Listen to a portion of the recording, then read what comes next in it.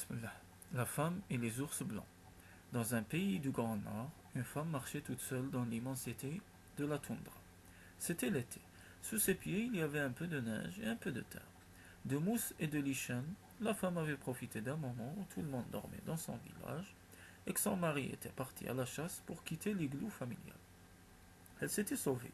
Elle avait peur de la colère qui des fois s'emparait du cœur de son mari et le rendait méchant. Souvent alors cette colère retombait sur elle. Elle est partie. Ça faisait longtemps déjà que la femme marchait. Elle cherchait de la nourriture et une place pour se cacher.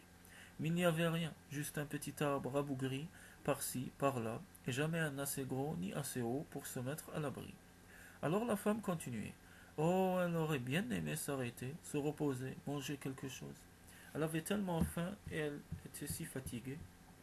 Enfin, des pots tendus là-bas, sur des pics, devant une cabane, elle a couru pour demander de l'aide et de la nourriture. Un homme et ses deux jeunes garçons lui ont ouvert la porte. L'homme a vu que la femme était épuisée et qu'elle avait faim. Sans lui poser de questions, il lui a donné à manger. Puis il a demandé à ses fils de lui préparer un lit avec une peau d'ours. La femme a dormi jusqu'au milieu de la journée suivante. Quand elle s'est réveillée, elle était toute seule dans la maison. Elle s'est levée pour aller regarder dehors par une petite fente entre les pots suspendus devant la fenêtre. Un ours blanc et deux oursons s'en venaient droit vers la maison. Terrifiée, la femme aurait bien voulu crier, appeler au secours, mais de toute façon elle était seule. Il n'y avait personne pour l'entendre et l'aider. Ce qu'elle vit la rendit muette de stupeur. Devant elle, l'ours blanc et ses deux oursons se dépouillaient de leur fourrure, les suspendaient soigneusement sur les pics à côté de la porte et prenaient l'aspect d'un homme et de deux jeunes garçons. Mais c'est l'homme et les deux garçons qui m'ont accueilli et nourri hier. En entrant, l'homme ours blanc a tout de suite compris que la femme les avait reconnus, lui et ses oursons, et qu'elle les avait vus ôter leur fourrure. Femme, tu connais notre secret maintenant. Tu ne peux plus t'en aller d'ici. Si tu retournais avec les autres humains, tu nous trahirais et des chasseurs viendraient pour nous tuer. Alors la femme est restée. Elle se plaisait bien dans sa nouvelle vie avec l'homme ours blanc et ses garçons oursons. Elle était heureuse, elle riait, jouait souvent avec les oursons. Elle les aimait vraiment beaucoup. Les oursons aussi l'aimaient beaucoup. Ils étaient adorables, gentils et câlins avec elle. Puis la raison d'hiver est arrivée.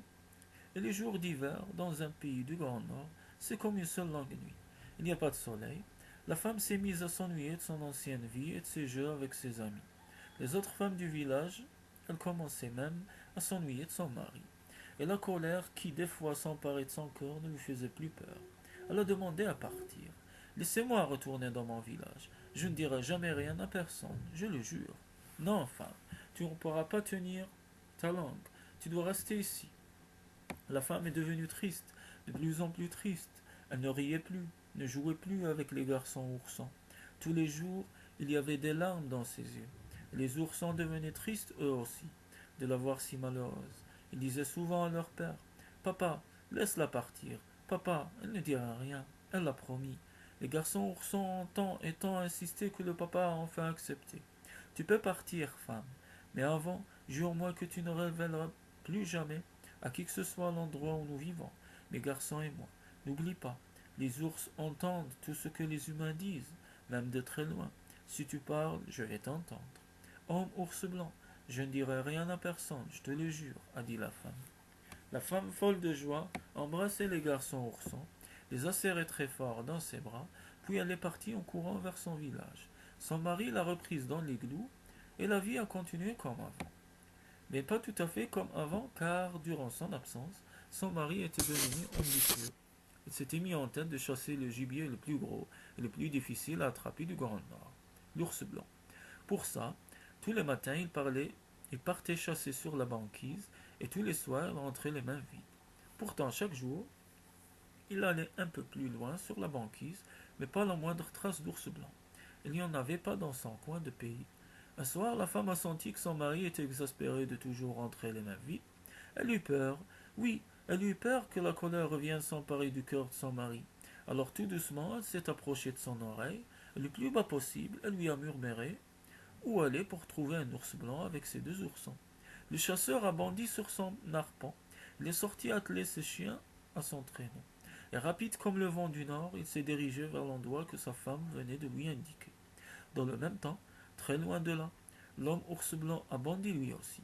Il avait entendu la femme les trahir, ses garçons oursons et lui. Mes enfants, courez sur la banquise, courez aussi vite et aussi loin que vous le pouvez. Ne vous retournez pas et ne revenez jamais ici. Moi, je me rends au village de la femme. Elle nous a dénoncés. Arrivé au village, l'ours blanc s'est dirigé immédiatement vers l'igloo de la femme.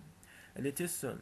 Soudain, elle a cru que le ciel lui tombait sur la tête. C'était l'ours blanc, avec sa grosse patte. Il avait défoncé le sommet de l'igloo, et maintenant il tenait la femme par le cou. Un hurlement effrayant est sorti de la gorge de la femme. Le village entier l'a entendu. Tout le monde s'est précipité pour voir ce qui se passait. Les chiens sont arrivés les premiers, suivis des chasseurs avec leurs armes. Ils n'ont rien pu voir. Une pluie d'éclairs éblouissants les a tous aveuglés, les obligeant à fermer les yeux. Quand ils ont pu les rouvrir, il n'y avait plus ni chien ni ours. Ils avaient tous disparu en les cherchant quelqu'un à lever les yeux au ciel. Regardez, il y a des étoiles inconnues, des étoiles qu'on n'a jamais vues avant. Ah, regardez, on dirait des chiens qui courent après un ours. Et oui, c'est comme ça que la constellation du chien est venue au monde. Elle existe toujours. Elle représente une meute de chiens, entourant un ours qui court. Si vous regardez le ciel un soir étoilé, vous pourrez la voir. Depuis ce temps-là, dans ce pays du Grand Nord, il n'y a pas un seul chasseur qui parle de la chasse à l'ours, ou même qui prononce le mot ours, parce que tous les chasseurs savent que l'ours entend tout, même de très très très loin.